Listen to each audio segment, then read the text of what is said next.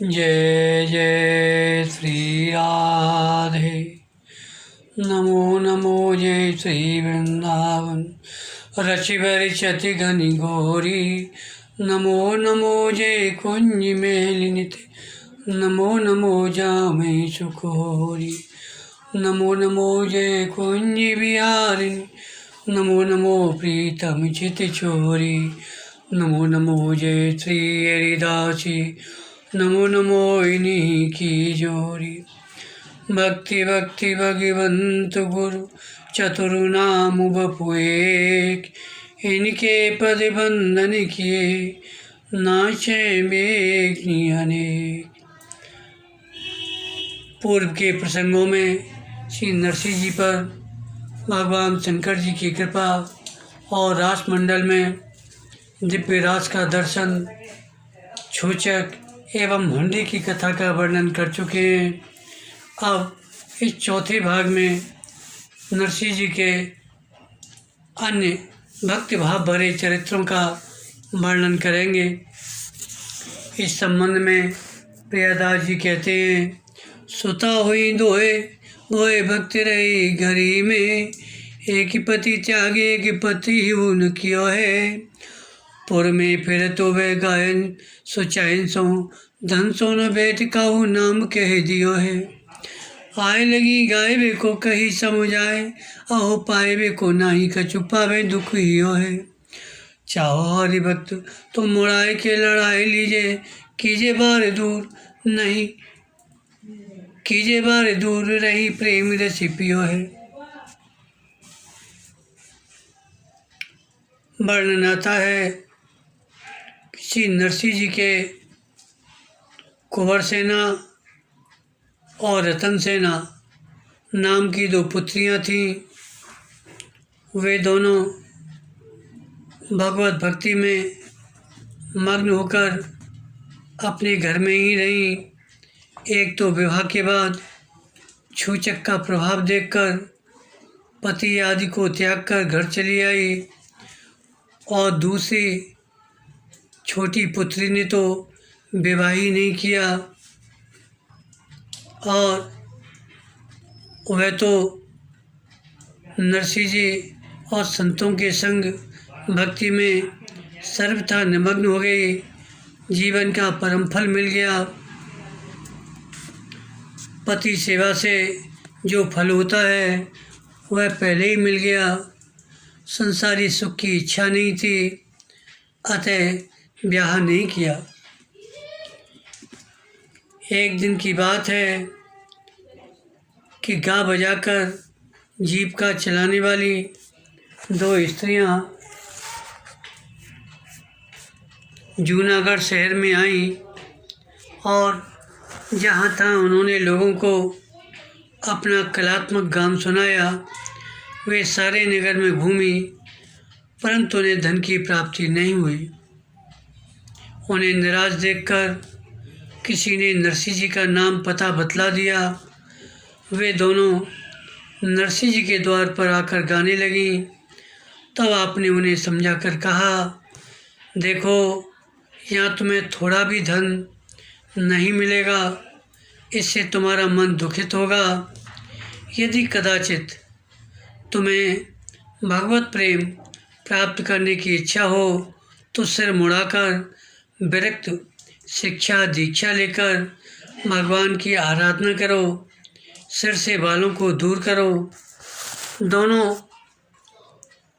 गाने बजाने वाली बाइयों को इनकी शिक्षा अच्छी लगी। उसे मानकर दोनों नरसिंह जी के यहाँ ही रहने लगी, और भजन कीर्तन सत्संग के प्रभाव से उन्हें भगवत प्रेम की प्राप्ति हो गई। दोनों उसका रसास्वादन करने लगी। श्री नरसिंह जी निरंतर भजन कीर्तन में मग्न रहते।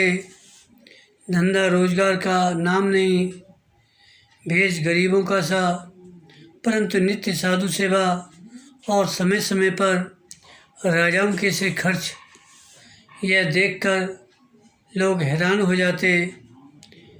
रहस्य समझ में नहीं आता। छूचक देने से इनकी कीर्ति सारे लोक में फैल गई। इससे बिमुखों की ईर्ष्या और अधिक बढ़ गई। नागर जात के लोगों ने एक षड्यंत्र रचा, जिसमें इनके बड़े भाई बंशीधर और मुखिया सारंगधर प्रमुख थे। इन्होंने क्या किया कि एक चंचला नाम की सुंदरी वेश्या को लालच देकर श्री नरसिंह जी को बदनाम कराना चाहा। वह श्वेत वस्त्र, माला और गोपी चंदन का तिलक करके सायंकाल आरती के समय गई, कीर्तन में सम्मिलित हुई और तन्मय सी हो गई। भक्तों ने उसे भक्ता समझा, आसन लगाने का स्थान बता दिया।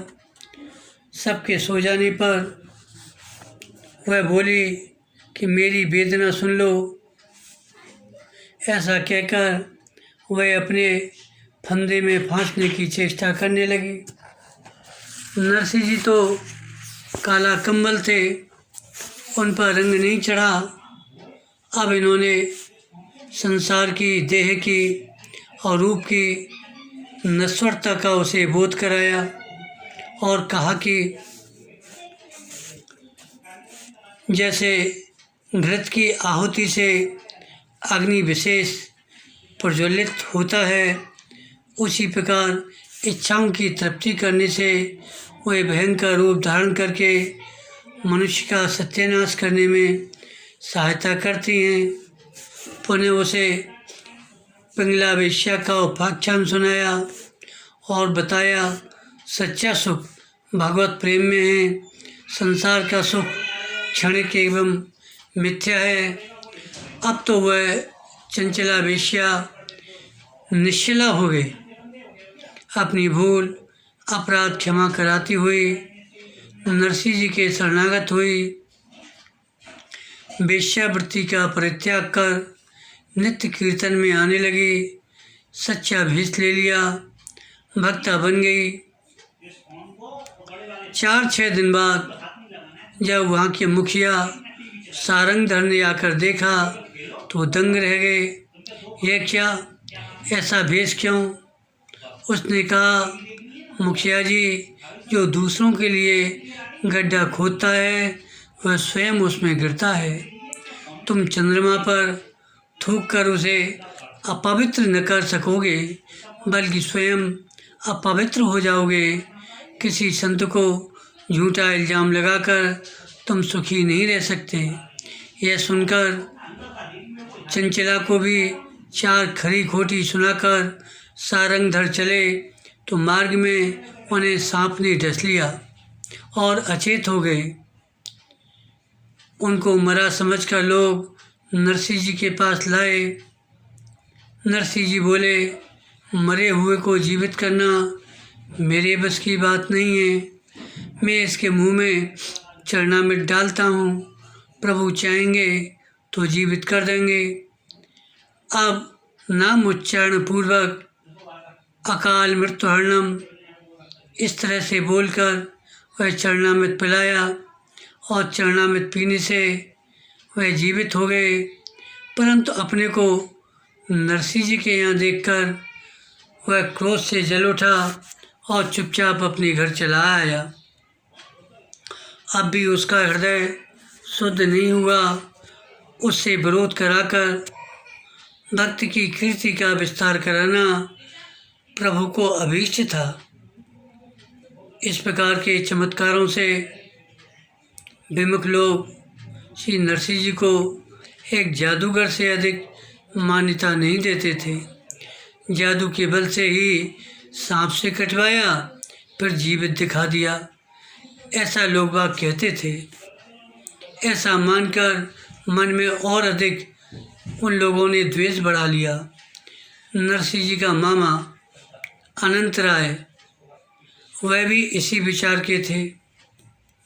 सारंगधर जो मुखिया थे, उन्होंने इनके मामा अनंत राय से कहा, देखो तुम्हारी स्त्री भी नरसिंह जी के यहाँ कीर्तन में जाती है और बीच में अपने हाथ से नरसिंह जी को पानी पिलाती है। यह सुनकर दूसरे दिन वह स्वयं कीर्तन में गया और अपनी स्त्री को पानी पिलाते देखा तो घर आकर स्त्री को डांटा फटकारा, कहा कि अब कीर्तन में मत जाना। उसने नहीं माना, जाने लगी। तब उसने इसे कमरे में बंद करके स्वयं कीर्तन में देखने गया आज उसकी टेक कैसे निभेगी, उसका नियम कैसे निभेगा। दूसरे के हाथ से पानी पीना पड़ेगा। समय पर देखा तो अपनी स्त्री ही पानी पिला रही है। घर आकर देखा तो ताले में बंद है। राधे कृष्ण रट रही है। वह तो यह चमत्कार देखकर दंग रह गया। आगे वर्णन करते हैं श्री नरसिंह जी की दोनों पुत्रियां, दोनों गायिकाएं मिलकर एक साथ रहने लगीं। प्रेमा भक्ति के रंग में रंगकर चारों साथ साथ हरि नाम गुण संकीर्तन करती और भावों को बता कर नृत्य करती। इससे सबको बड़ा आनंद आता। परंतु इस नृत्य गान को देखकर सालंग नाम के राजमंत्री, जो नरसिंह जी के मामा भी लगते थे, उन्होंने राजा से इनकी निंदा करते हुए कहा, बड़ा अनुचित धर्म के विपरीत काम हो रहा है। मेरा भांजा नरसिंह स्त्रियों को एकत्र कर उनके साथ नाचता गाता है। राजा से उचित कार्रवाई का आदेश लेकर सालंग ने बड़े बड़े पंडितों और दंडधारी सन्यासियों की सभा बुलाई। उनसे कहा, आप लोग नरसिंह जी से शास्त्रार्थ करके उसका भंडाफोड़ कीजिए। शास्त्र विरुद्ध अधर्मी सिद्ध कर हम उसे अपने राज्य से बाहर निकाल देंगे। राजा की आज्ञा से 4 सिपाही आए और नरसिंह जी से बोले, आप राज दरबार में चलिए, राजा साहब ने आपको बुलाया है। वहाँ पंडितों की सभा में आपसे कुछ शास्त्र विचार करना है। इसी से राजा ने हमें आपको बुलाने के लिए भेजा है। अब सिपाहियों के मुख से राजा की आज्ञा सुनकर श्री नरसिंह जी ने उन चारों लड़कियों से कहा, तुम लोग यहाँ से कहीं अलग चली जाओ। हमें राजा से भय उपस्थित हो गया है। उन सब ने कहा, पिताजी आप भयभीत न हो, राजा हमारा क्या कर लेगा।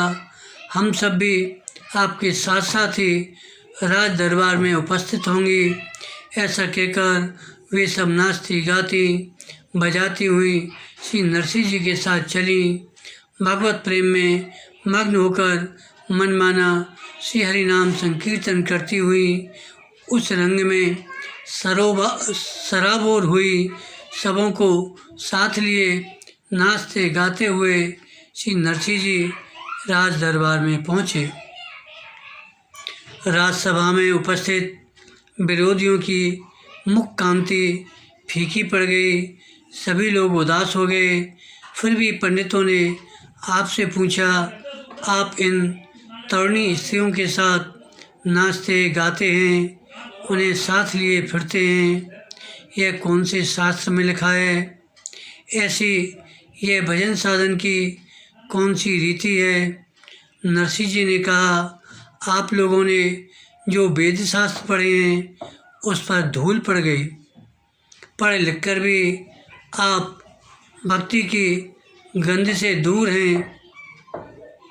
आप लोगों को मालूम होना चाहिए कि श्रीमद् भागवत में श्री सुखदेव जी ने मथुरा के चतुर्वेदी ब्राह्मणों की स्त्रियों की बड़ी प्रशंसा की है।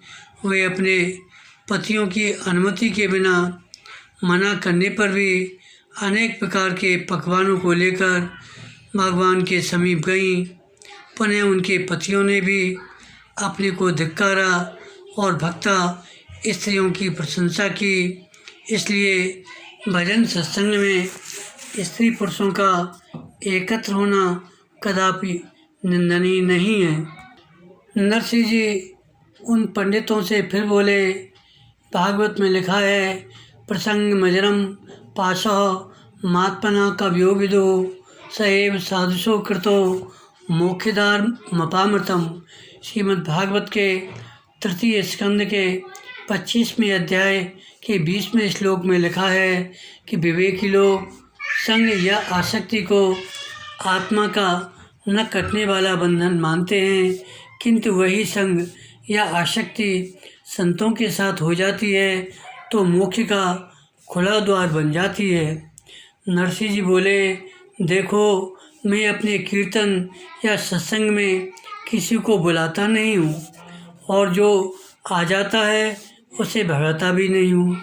चाहे स्त्री हो या पुरुष, ब्राह्मण हो या शूद्र, चंचला, वेश्या, वर्तमान में सदाचारणी है।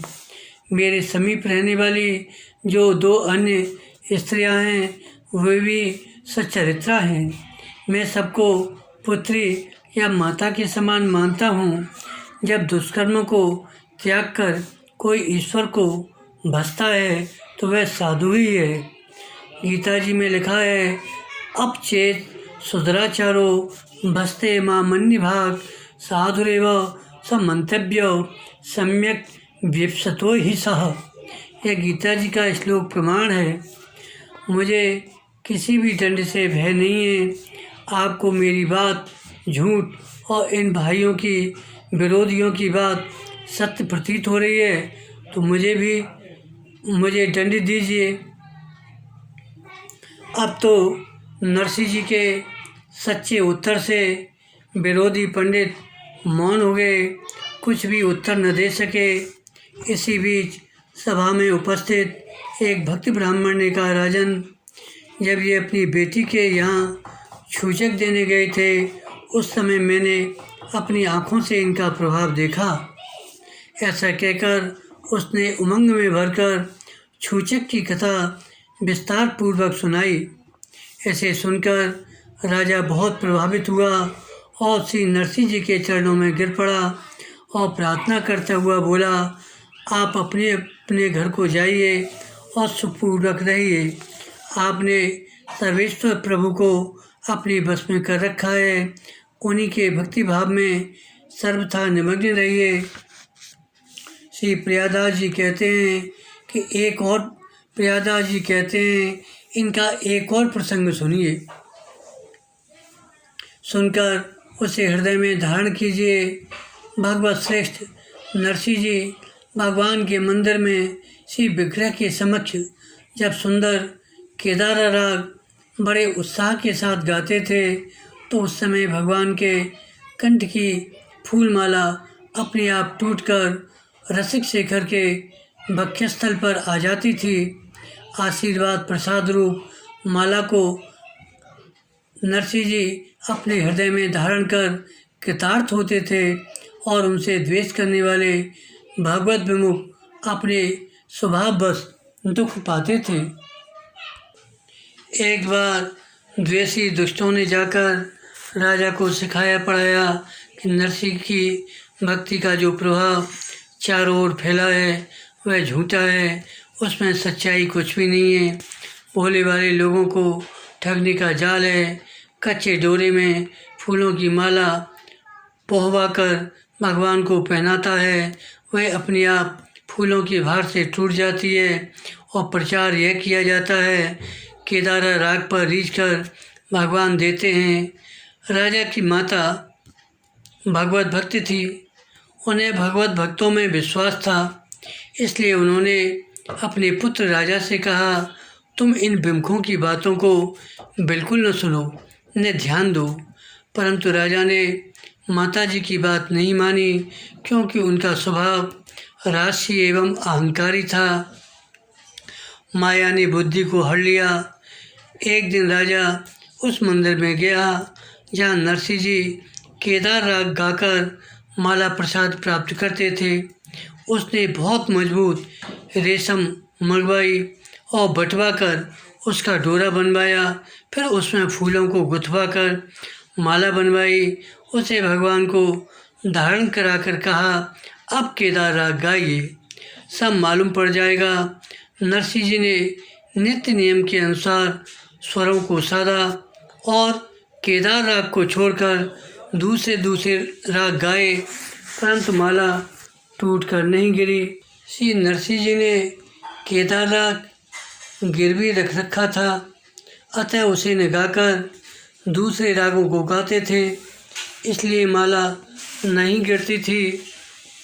तब शिकायत करने वाले विमुख लोग मन ही मन बड़े प्रसन्न हुए। इधर नरसिंह जी नई नई भाव भरी उक्तियों के द्वारा उल्हाना देते हुए श्री प्रभु के सामने गाने लगे, प्रभु मैं अच्छी तरह से तुम्हें पहचान गया, तुम मेरे ग्वारिया बालक हो, प्रेम की परिपाटी से सर्वथा अपरिचित हो, एक फूलों की माला को अपनी छाती से चिपकाए हुए हो। मेरी व्यवस्था है कि यह गोप रूप ही मेरे मन में समाया हुआ है, कोई लाखों प्रकार से समझावे तब भी मेरा मन इस रूप के ध्यान से हट नहीं सकता। वेद पुराण प्रसिद्ध श्री नारायण भगवान बड़े उदार एवं महान हैं, परंतु मेरे भाग्य में तो यही गोपाल रूप लिखा है, इसे कौन मिटा सकता है। शोभा सागर गोप किशोर रूप की अभिलाषा ही सदा सर्वदा मेरे मन में बनी रहती है, इसे कोई दूर नहीं कर सकता। यदि आप कृपा करके माला प्रसादी नहीं देते हैं तो इसमें मेरा क्या बिगड़ेगा, आपको ही कलंक लगेगा कि आपने अपने भक्त की उपेक्षा कर दी। नरसिंह जी बोले, देखो 2 दमड़ी की माला को हृदय से चिपकाए रखो, मुझे राजा भले ही मार डाले, आपसे प्रीति का यही उत्तम फल है। आप तो आराम से सो रहे होंगे, मैं समझ गया आप इस प्रेम यज्ञ में मेरा बलिदान लेना चाहते हैं। शास्त्रों में आपकी उदारता प्रसिद्ध है। एक मुट्ठी तंदुल के बदले सुदामा विप्र को कंचन का महल दे दिया, एक धागे के बदले द्रौपदी को 999 चीर प्रदान किए, कुब्जा का चंदन लेकर उसको सुंदरी बनाया, 7 दिन तक गोवर्धन धारण कर व्रत की रक्षा की, परंतु मेरी बार आज महाकृपण बन गए। मैं अपनी टेक से नहीं टलूँगा। मेरी दृष्टि में अपने प्राणों की अपेक्षा आपकी व्रत का मूल्य अधिक है। मैं तो अपने कर्मों का फल भोगूंगा, आपका कुछ भी दोष नहीं है। चाहे मरूं या जीऊं, आपके सिवा किसी दूसरे को पुकार भी तो नहीं सकता। जैसे पतिव्रता मरना स्वीकार करती है पर दूसरे पति का आश्रय नहीं ले सकती, ऐसा निर्लज्ज कोई पति भी नहीं हो सकता जो आश्रित की रक्षा न करे। नाथ, आप स्वतंत्र हैं और मैं चाहता हूँ कि आप स्वतंत्र ही रहें। श्री नरसिंह जी को अपने प्रेम की पूर्णता में पूर्ण विश्वास है, अतः विनोद में कहते हैं, प्रभु यद्यपि आप निष्कलंक चंद्र हैं, परंतु आज यदि आपने मुझे हार नहीं दिया तो सकलंक चंद्र बन जाएंगे। कदाचित लोग मुझे कलंकित करेंगे तो वह भी आपका कलंक बन जाएगा। नाशवान क्षुद्र प्राणी का कलंक भी नाशवान होगा, परंतु अविनाशी का कलंक भी अविनाशी हो जाएगा। मेरा क्या बिगड़ेगा। इसमें सर्वथा अहंकारहीनता का भाव प्रकट हुआ है। आगे वर्णन करते हैं कि नरसिंह जी जिस नगर में रहते थे वहाँ एक धरणीधर नाम के नागर थे। वे बड़े सज्जन और धनी मानी थे, लेन देन का व्यापार करते थे। उनकी 2 स्त्रियां थीं, उनमें बड़ी स्त्री भगवत भक्ता थी। वह कभी कभी श्री नरसिंह जी के कीर्तन में आती और यथासंभव संतों की सेवा भी करते। सत्संग में उसे यह ज्ञान हो गया, भगवान भक्तों के अधीन हैं। यदि भक्त चाहें तो भगवान के दर्शन करा सकते हैं। उसने एक दिन श्री नरसिंह जी के चरणों में पड़कर प्रार्थना की, महाराज मुझे भी अपने सांवलिया के दर्शन करा दो। नरसिंह जी ने कहा, तुम उनके नाम रूप का स्मरण करती रहोगी तो एक न एक दिन अवश्य भगवान तुम्हें दर्शन देंगे। उसे विश्वास हो गया, वह सदा उत्कंठित रहती। इसी बीच भगवान ने लीला रची। एक गरीब ब्राह्मण ने नरसिंह जी के पास आकर कहा, भगत जी मेरी लड़की का ब्याह 60 रुपयों के बिना रुका हुआ है, आप रुपये देकर ब्याह करवा दो। नरसिंह जी बोले, देखो मेरे पास रुपये तो नहीं है, मैं जाता हूँ, यदि उधार मिल गए तो ला कर दे दूँगा। श्री नरसिंह जी कई सेठों के पास गए पर किसी ने रुपये नहीं दिए। तब आप धरणीधर नाम के सेठ के पास गए और उधार 60 रुपये मांगे। व्यवहार कुशल व्यापारी था, अतः बोला, भगत जी मैं बिना कुछ रखे रुपये उधार नहीं देता हूँ, कुछ गिरवी रखकर ले जाओ, वैसे मैं नहीं दूंगा। देखो व्यवहार में लज्जा संकोच नहीं करना चाहिए। श्री नरसिंह जी बोले, मेरे पास गिरवी रखने योग्य कोई वस्तु नहीं है। आप अच्छी तरह जानते हैं कि केदारा राग मुझे इष्ट है, बिना उसके गाए मुझसे नहीं रहा जाता। उस प्राण प्रिय केदार राग को मैं गिरवी रखता हूँ। जब तक आपके रुपये नहीं चुका दूंगा तब तक उसे नहीं गाऊंगा। धरणीधर सेठ को भक्ति जी में विश्वास था, अतः लिखा पढ़ी करके उन्होंने 60 रुपये दे दिए। इससे उस ब्राह्मण की कन्या का विवाह हो गया और सेठ की भक्ता पत्नी को दर्शन देने की भूमिका भी प्रभु ने बना दी। भगवान भक्तों की वाणी को सत्य करने वाले हैं। धोखे से भी कुछ मुख से निकल जाए तो झूठ को भी सत्य कर देते हैं। यहाँ पर तो भक्त ने सावधान होकर उस भक्ता को वरदान दिया, तुम्हें दर्शन होंगे, इसलिए एक पंथ दो काज हुए, दर्शन दिए और राग को भी छुड़ा कर लाए। भगवान ने सोचा कि नरसिंह जी का वरदान सत्य करूं, इस भक्ता स्त्री को दर्शन दूं, अन्यथा मुझे दर्शन हुए ये कैसे पहचानेगी। ऐसा विचार करके भगवान उस भक्ता के सामने कोटिकंदर लावण एवं साक्षात मन्मथ के रूप में प्रकट हो गए। भगवान स्वयं नरसिंह जी का रूप धारण कर उस साहूकार के घर गिरवी रखे हुए केदार राग को छुड़ाने के लिए गए। उसके द्वार पर जाकर आपने पुकारा, किवाड़ खोलो। साहूकार की भक्ता स्त्री ने उठकर किवाड़ खोले और उसने श्री नरसिंह रूपी भगवान का दर्शन किया। साहूकार चद्दर से मुंह ढककर सो रहा था। उसकी स्त्री ने कहा, श्री नरसिंह जी पधारे हैं, रुपये ले लो और कागज़ दे दो। सेठ जी बोले, तुम ही रुपये देकर उस कागज़ को वापस कर दो। उस भक्ता स्त्री ने रुपये ले लिए और कागज़ लौटा दिया। फिर भगवान उस भक्ता के सामने साक्षात रूप से प्रकट हो गए। बोले कि नरसिंह जी के कथनानुसार मैंने तुम्हें दर्शन दिया है। प्रभु चरणारविंदों का स्पर्श करके वे कृतार्थ हो गए। चांदी के सुंदर कटोरा में दूध और फैनी लाकर भोग अर्पण किया। भोजन करके भगवान ने उसे प्रसाद दिया। कुछ क्षण विश्राम करके प्रभु ने उसका मनोरथ पूर्ण किया। पुनः प्रभु ने सोचा, मैंने विष पीकर पूतना को दिव्य गति प्रदान की थी, इसने तो दूध फैनी प्रेम से पवाया है, इसे भी कृतार्थ करना चाहिए। जैसे स्पर्श मात्र से कुब्जा दिव्य रूप वाली हो गई थी, उसी प्रकार यह भी दिव्य रूप वाली हो गई।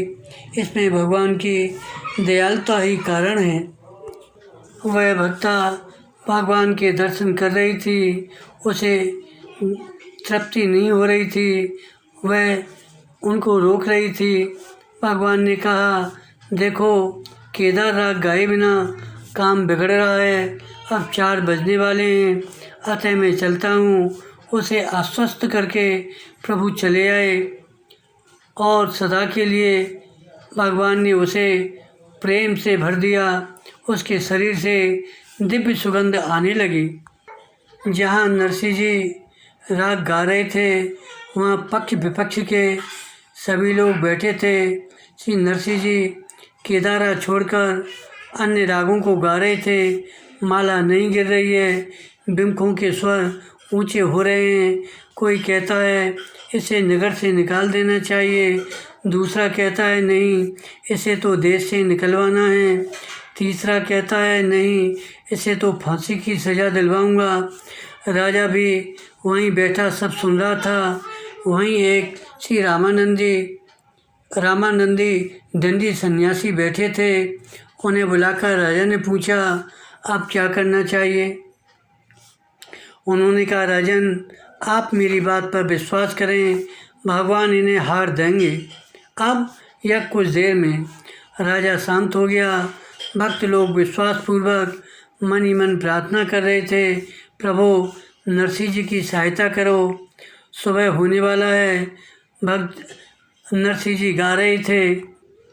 भगवान ने नरसिंह जी का रूप धारण कर उस सेठ के घर जाकर गिरवी रखे हुए केदार राग को रुपए देकर छुड़ाया। प्रभु सारी लीला देख रहे थे। आपने अंतरिक्ष से उस कागज को नरसिंह जी की गोद में डाल दिया, जिसे देखकर ये समझ गए, नरसिंह जी समझ गए, प्रभु ने केदार राग छुड़ाकर मुझे दिया है। भगवान की इस भक्ति वत्सलता से आपके हृदय में प्रेम का ज्वार उमड़ पड़ा। उठकर खड़े हो गए और बड़ी भारी उमंग के साथ प्रेम पागल होकर नृत्य और कीर्तन करने लगे। आपके नेत्रों से प्रेमाश्रुओं का प्रवाह चल रहा था।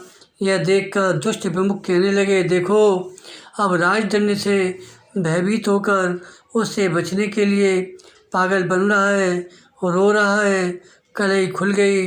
अब रोने गाने से भी प्राण बचने वाले नहीं हैं। इन लोगों ने राजा को संकेत किया, अब थोड़ी देर में सूर्योदय होने वाला है। राजा ने कहा, भक्तराज जी अब तो समय पूरा हो रहा है। इस अंतिम मुहूर्त में यदि आपके गले में हार नहीं पड़ा तो यह रोना गाना अब आपको नहीं बचा सकेगा। और राजा की इस तरह की वाणी सुनकर इनकी प्रेम समाधि छूटी। अब इन्हें पता चला कि सूर्योदय होने वाला है। नरसिंह जी ने कहा, राजन भक्त तो सदा भगवान के भरोसे हैं, उन्हें तो यमराज से भी भय नहीं होता। प्रभु का स्मरण बना रहे। भक्त लोग केवल यही चाहते हैं। आपको मैं धन्यवाद देता हूँ इसलिए कि आपने कीर्तन के लिए प्रेरित किया। नटवर की मंद मुस्कान का ध्यान करके आपने नरसिंह जी ने अपनी करताल संभाली और केदार राग के सुरों में प्रेम पूर्वक भजन गाने लगे। जैसे ही उनका भजन पूरा हुआ, चमत्कार हुआ। पहले तो माला टूटकर गिरती थी, परंतु आज प्रभु ने अपने हाथों से आकर श्री नरसिंह जी को हार पहना दिया। इससे विमुख लोग लज्जित हुए, लंबी लंबी श्वासें लेने लगे, क्योंकि नरसिंह जी की बढ़ाई हो रही है। क्योंकि आज प्रभु ने उस केदार राग को सुनकर श्याम सुंदर अपने सिंहासन से उठे। नूपुरों की झंझन ध्वनि करते हुए श्री प्रभु ने नरसिंह जी को पुष्पहार पहनाया। उपस्थित सभी भक्त लोग और राजा भगवान की जय जयकार करने लगे और राजा इनके चरणों में लिपट गया और उसने अपने हृदय में भगवत भक्ति के भाव को दृढ़ता से धारण किया। इस प्रकार भगवान ने अपना भक्त वात्सल्य प्रकट किया। इससे द्वेषी दुष्टजन बहुत ज़्यादा लज्जित हुए और वहाँ से उठकर चले गए, परंतु भक्त भगवान के प्रति नम्र नहीं हुए। बिना भगवान की कृपा के भला किसने भक्ति मार्ग पाया है, अर्थात किसी ने नहीं पाया। बिना भगवान की कृपा के संत नहीं मिलते हैं। तात्पर्य उनमें श्रद्धा भक्ति नहीं होती है। बिन हर कृपा मिले नहीं संता, और बिना संतों की कृपा के भक्ति नहीं मिलती है। अतः महापुरुषों की सेवा करने से ही श्री कृष्ण में भक्ति होती है। इसके बाद प्रातःकाल नरसिंह जी धरणीधर सेठ के यहाँ गए। उसकी भक्ता स्त्री से सत्संग करके प्रसन्न हुए। उस भक्ता स्त्री ने रात को जो घटना हुई थी, कैसे कैसे राग छुड़ाए, रुपए दिए, बाल भोग किए, ये सब कथा धरणीधर अपने पति और नरसिंह जी को सुनाई। अब तो धरणीधर पछता रहे थे, यदि मैं उस दिन उठकर भक्त का आदर करता तो मुझे भी भगवान के दर्शन हो जाते। अंत में नरसिंह जी ने भी धरणीधर सेठ पर कृपा की। बोलो भक्त भगवान की जय। जय जय नरसिंह जी महाराज की जय। जय जय श्री राधे। जय जय श्री राधे।